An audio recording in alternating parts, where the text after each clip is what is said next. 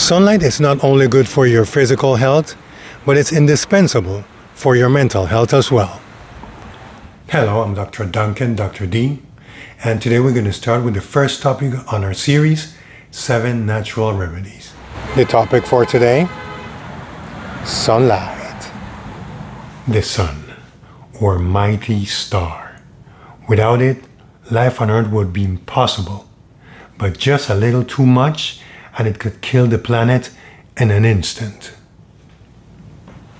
But how much is enough? Well, this depends on different factors. Most important, skin tone, age, health history, where do you live, diet. In certain places around the world, like Europe for example, take London, at noon, when the rays of the sun are the most exposed, you need at least 15 minutes if you are light-skinned, and up to 30 minutes to 3 hours if you have a darker skin complex. And this is only 2 to 3 times a week. Other places like Oslo, Norway, where at noon, where you receive the least amount of direct UV rays from the sun, you need at least double of that. In other places like the Caribbean, closer to the equator, or in zones where the ozone layer has been damaged, you definitely want to avoid taking it at noon when the sun is at its peak. So you want to take advantage early mornings or in the afternoons. All of this in order to get healthy dosage of vitamin D. Also, the amount of skin exposed depends the amount of time that you want to spend under the sun. Vitamin D is formed when the UV rays of the sun enter in contact with cholesterol that is found in the skin cells, and then additional transformation occurs in the liver. This is where the vitamin D is formed. Again, there are places where you need to get full exposure for much longer than other places to get the necessary dosage of vitamin D. Take for example places like Boston or Edmonton, Canada, where people hardly get enough sun exposure to process the vitamin D during the months of November till February. So why do we need vitamin D? Vitamin D is a hormone that once it's formed in the liver, it accumulates in the intestines where it enhances phosphorus and calcium absorption, controlling the flow in and out of the bones. This is so necessary if you want to get and maintain healthy bones. Vitamin D deficiency in infants can cause a condition called rickets. Perhaps you've heard of it. This is manifested in weak bones that could cause deformity in infants. This is called like bowing of legs, among other illnesses. They often start walking late or sit down for prolonged periods of time.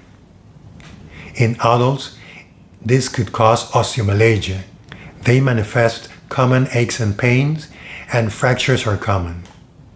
So, what other options do we have to get vitamin D if we cannot get enough sun exposure? Well, we can get it from the diet. There are certain foods in the diet where we could find vitamin D. These foods include cod liver oil, swordfish, salmon, canned tuna, beef liver, egg yolks, and sardines. You can also take vitamin D supplements. Okay, so we are very familiar with what happens if we get too much of the sun exposure in association with certain type of cancer, right? But do you know that there are certain types of cancer associated with too little exposure? Studies relate the lack of exposure to an increase in the incidence of Hodgkin lymphoma, breast, ovarian, colon, pancreatic, prostate, as well as other types of cancers. Now we're going to talk about 2 very important hormones that are also associated with our exposure to the sunlight. This is serotonin and melatonin.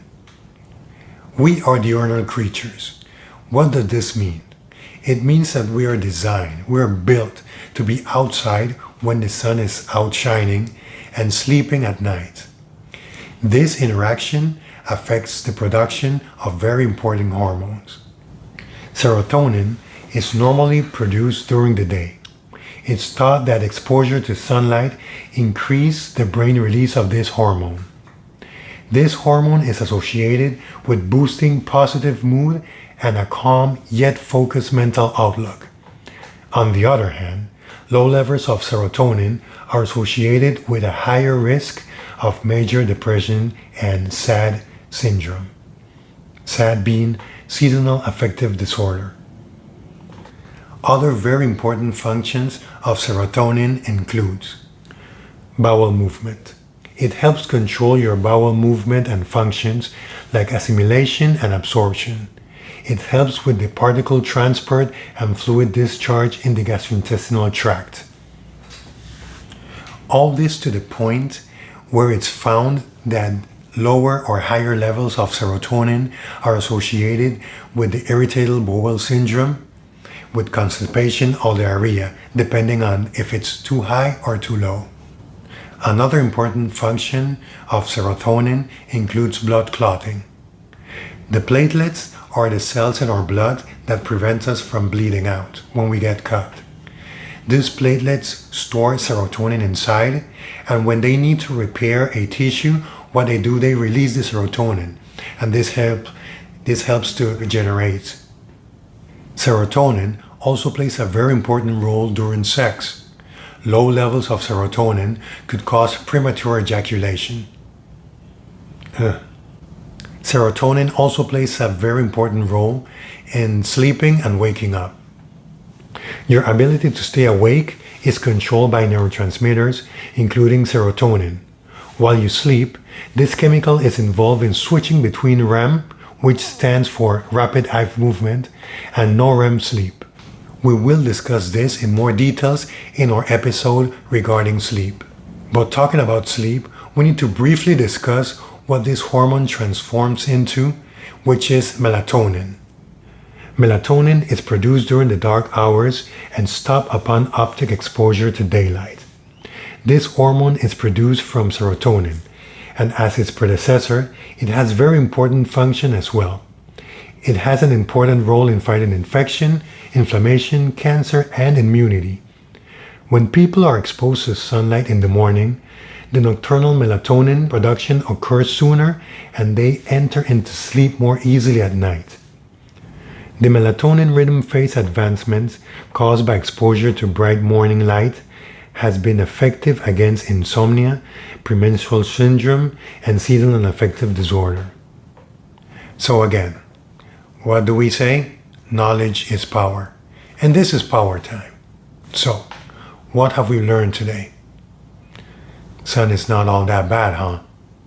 Well, as long as we do it responsibly, it will not only help us getting healthy bones, but it's going to help us sleep good at night, having a good sex life, a good bowel movement, and not only physical things, but also repairing our tissues, and mentally, we're going to be sound, we're going to be concentrated, we're going to be happy, we're going to be less depressed.